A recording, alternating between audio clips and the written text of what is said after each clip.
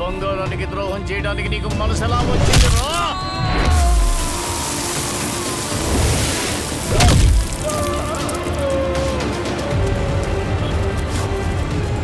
పార్టీలో మొదటి సభ్యుడిగా నిన్ను చేర్చుకుని నెత్తి మీద ఎక్కించుకుంటే అందుకు చూపించే విశ్వాసం ఇదేనా?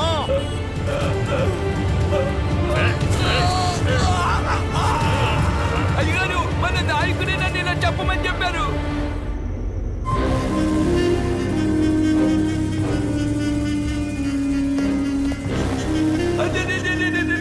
భగవంతుడు చూసినట్టే ఉంది. నాయక ఇలా ఒంటరిగా చూడడానికి ఎన్నేళ్ళగా ఎదురు చూస్తున్నానో తెలుసా? ఒక్కసారి ముట్టుకుని చూడొచ్చా? నా కోసం ఏం చేస్తావు? నా తల్లికి మీ పాదాల దగ్గర పెట్టాను. హే సింగరాజ్, ఎలక్షన్లు దగ్గర పడుతున్నాయి.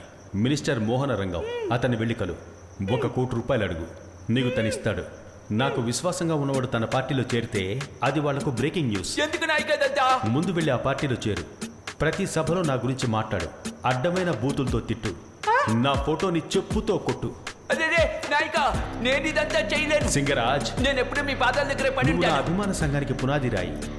నువ్వు బయటికి వెళ్తేనే నా చుట్టూ ఉన్న వాళ్లలో ఎంతమంది బయటికి వెళ్తారో నాకు తెలుస్తుంది. అప్పుడే నీ నక్షత్రం, బంగారు నక్షత్రం, స్ట్రాంగ్ గా ఉంటుంది. మీరు అలా అంటారా? కానీ మీరు పార్టీ మొదలెడితే మీ దగ్గరకు వచ్చేస్తాను. కాంగేయం నాకే కదా. కాంగేయం నీకే. అయితే నేను మాటిస్తున్నాను నాయక.